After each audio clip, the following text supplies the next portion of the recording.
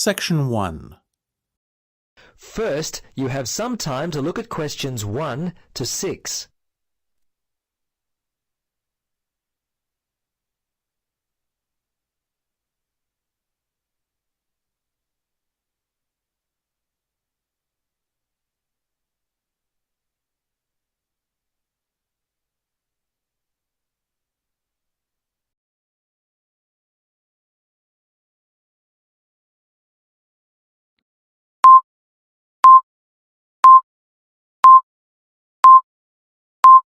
Now listen carefully and answer questions 1 to 6.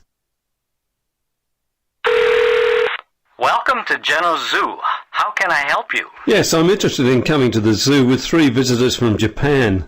I know you've got all the animals, but my guests would really like to get up close to the animals, something different and unique.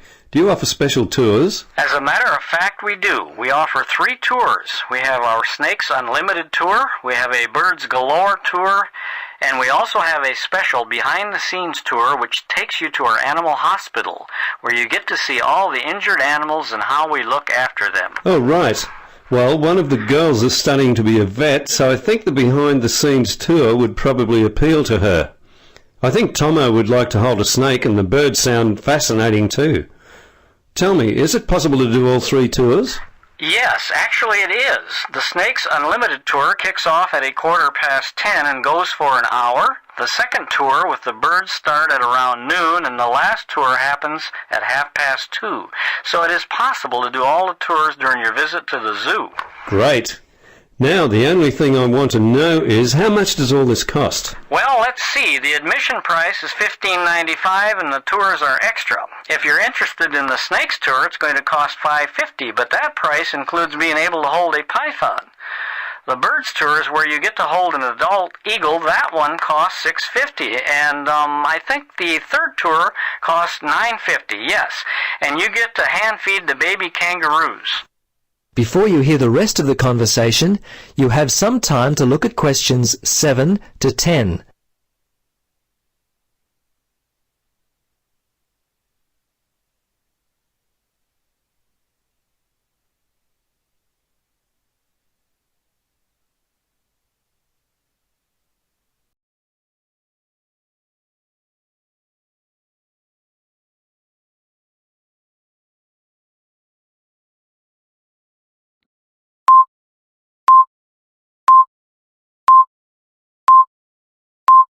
Now listen and answer questions 7 to 10. Yes, well, it sounds like a lot of fun. I think my guests will be really interested in all 3 of the tours. I'm unfamiliar with the layout of the zoo. Tell me, where do we need to meet for the first tour? Well, all the tours, in fact, leave from the same spot, and that is just beside the cafe. Okay. Now, as I said, they're from Japan, so English is not their first language. Is there anyone there that could help with translation if we need it? Yes, there is an interpreter, but unfortunately she isn't available for all the tours, so they'll have to ask her any questions they may have after the tour. All the tours are given in English. I'm sure you'll find that the information will be readily understandable for your guests. Okay, then. As you know, everything is outdoors apart from the third tour, so you might want to tell your guests to bring a hat and some sunscreen. Thanks for the tip. You've been very helpful. Bye. You're welcome. See you at the zoo. That is the end of section 1. You now have 30 seconds to check your answers.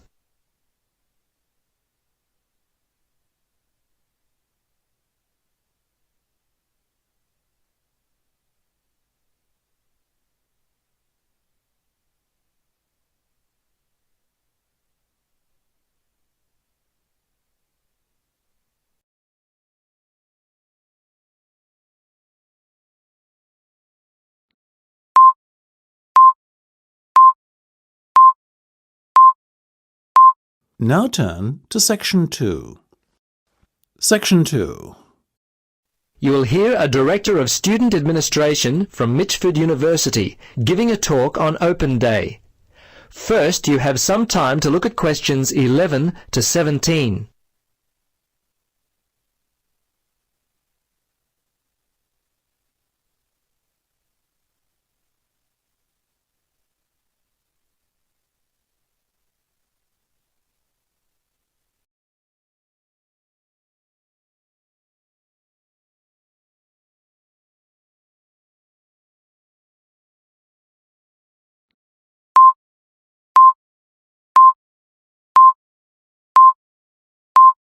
Now listen carefully and answer questions 11 to 17. Hello to you all. Thank you for coming to Mitchford University's Open Day. My name is Jackie Alford, and I'm the Director of Student Administration.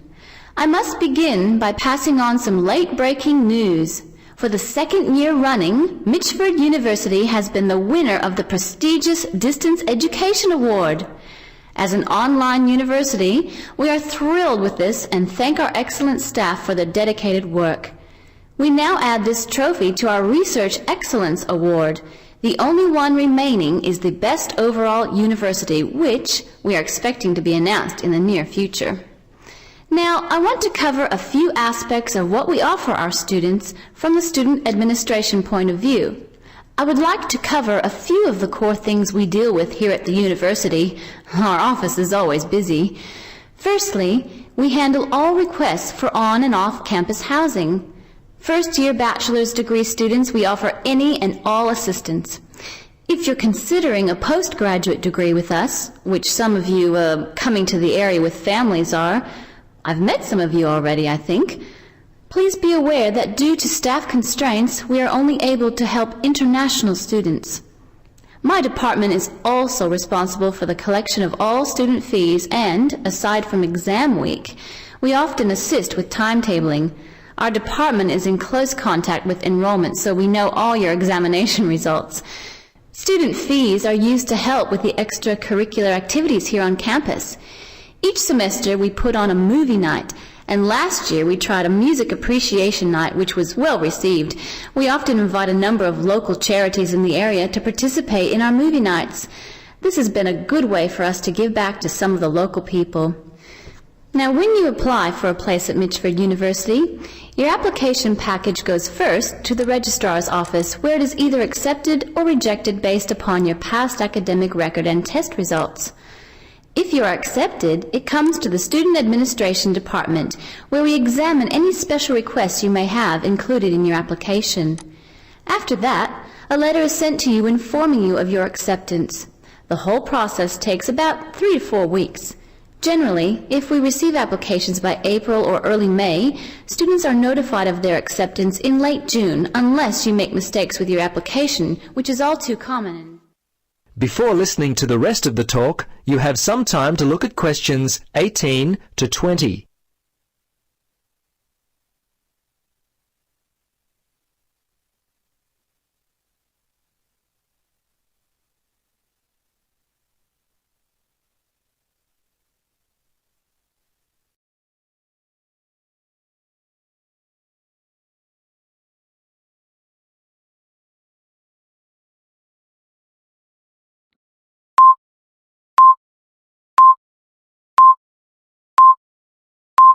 Now listen carefully and answer questions 18 to 20.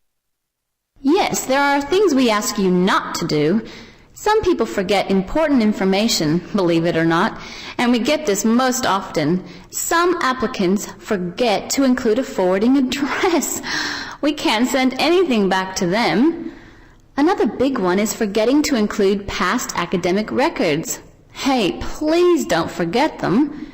We've had minor problems with people forgetting to include the processing fee, which stands at $45. Still others leave off the compulsory picture of themselves. Oh, yes, and perhaps the most common mistake people make is sending the application to the incorrect address. Please send the application to our post office box address. Okay, that's enough for me. Any questions? That is the end of Section 2. You now have 30 seconds to check your answers.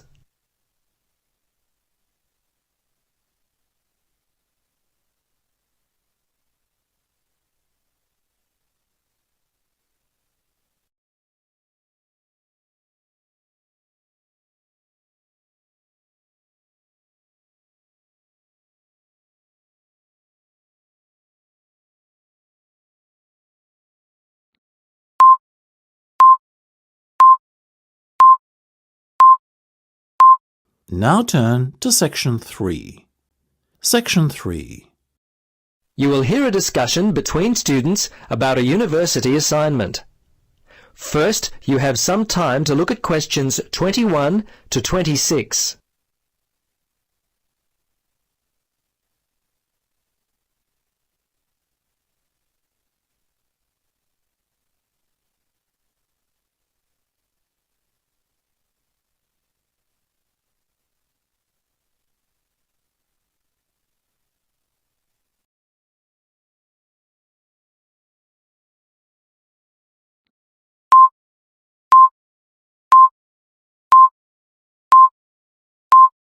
Now listen carefully and answer questions 21 to 26. Well, as you know, we have to plan and conduct a survey. How should we organise this? Well, I think we should divide up the task and then assign them to people who want to do them. I think that's a good idea. I don't want to talk to people. Seriously, if we divide up the tasks, no one will feel as though they're doing all the work. Even distribution, it's fair.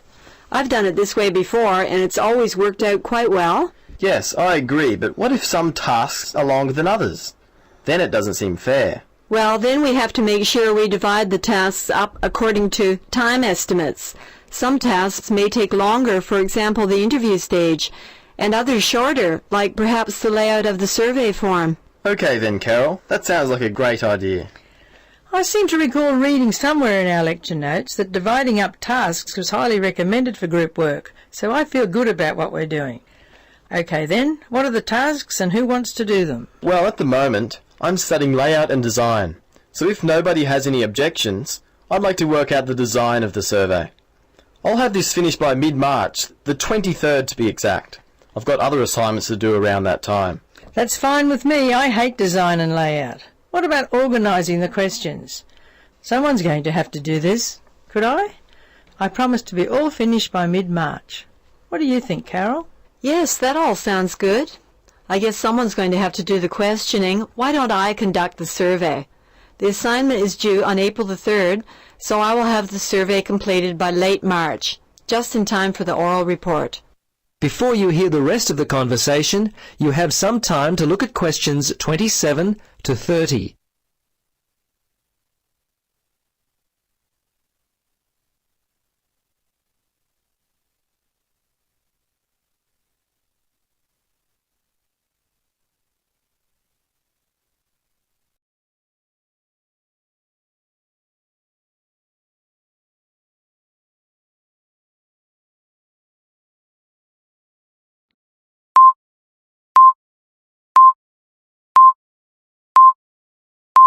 Now listen and answer questions 27 to 30. Yes, about that oral report, does anyone have any notes from last lecture? There were some good ideas about how to give a good oral report. Yes, I happen to have them right here. There were some very helpful suggestions given by Professor Thompson. Should we take a moment to go through them? Yeah.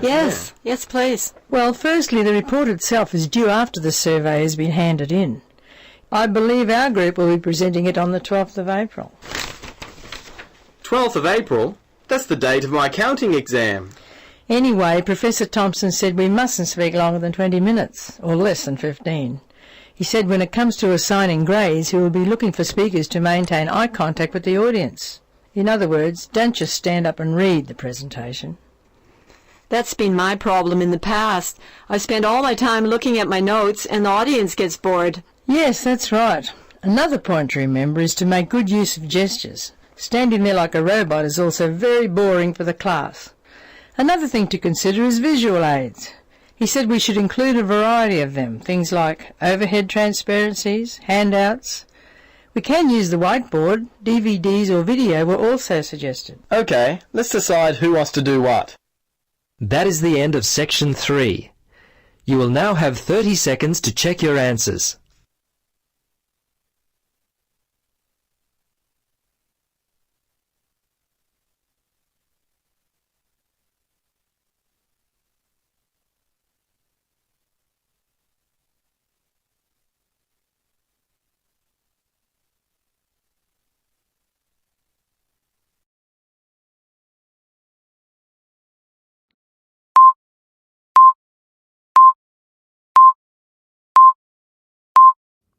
Now turn to Section 4. Section 4. You will hear a talk by a university lecturer about the Aboriginal language of Australia. First, you have some time to look at questions 31 to 40.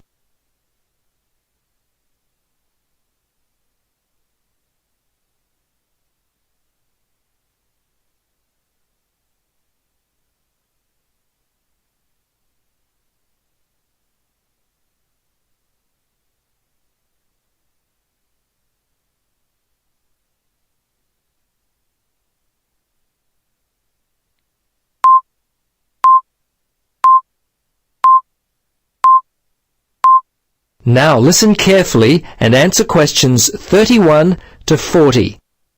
We'll begin our course of study this semester by looking at the role of the English language among the native or indigenous peoples of Australia.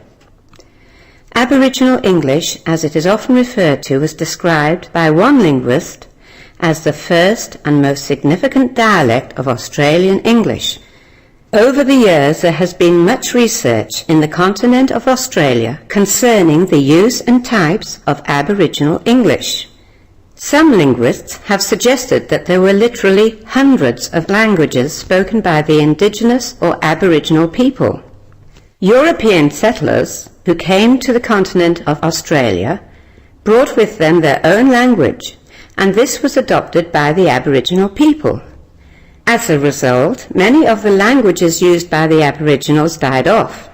I should mention that in Central Australia, white settlement began comparatively late, with the setting up of the Overland Telegraph Station near Alice Springs in the 1860s. For the Aboriginal people of Central Australia, the coming of the white man to the area had a negative impact upon their culture and language. However, despite their domination, a number of Central Aboriginal language groups managed to survive quite well. Today, the two main language groups in the area are Warlpiri and Arrernte, also known as Arunta. These dialects are spoken only in remote areas of the continent. These areas include the Kimberleys, Arnhem Land, Far North Queensland and Central Australia.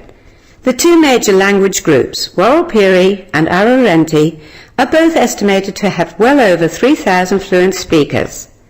Another Aboriginal dialect, known as the Western Desert Language, is spoken by a large group of some 5,000 speakers extending over a 25,000 square kilometre area of Central Australia. So just how many languages were in use by these people? It's difficult to say conclusively, but some linguists have suggested as many as 260, while others quote a more conservative figure of around 200. Regardless of the actual number, there have been many forms of communication among the Aboriginal people, a people who comprise approximately 2% of the current 20 million strong Australian population. It's interesting to note that many Australians refer to Aboriginal languages as dialects, thinking that they are all dialects of one all-embracing Aboriginal language. This is actually incorrect. In fact, all of the original estimated 250 languages were mutually incomprehensible, as different from each other as, for example, German and French. Aboriginal society does, however, provide frequent examples of bilingualism, with some people speaking several languages and dialects. In actual fact, a number of the languages spoken by Indigenous Australians are themselves actually variations of English. A number of these languages have a great deal in common with English, but have their own distinctive words and meanings, as well as accents and grammar. The Aboriginal people view their language as a way to maintain their unique identity within Australian culture. Of those languages studied, about 20 are still being used today. However, as the older generations die off and are replaced by the younger, even these 20 are in danger of being lost. The others, they've all but been destroyed. They remain unused, but live in the memories of the elderly. In some cases, they are trying to be revived by Indigenous communities. In order to do so, the youth must learn to take a greater interest in their cultural heritage, or knowledge of these languages will go to the graves with those who knew them. If we don't act now to preserve these languages, an element of history will be lost forever. That is the end of Section 4. You now have 30 seconds to check your answers.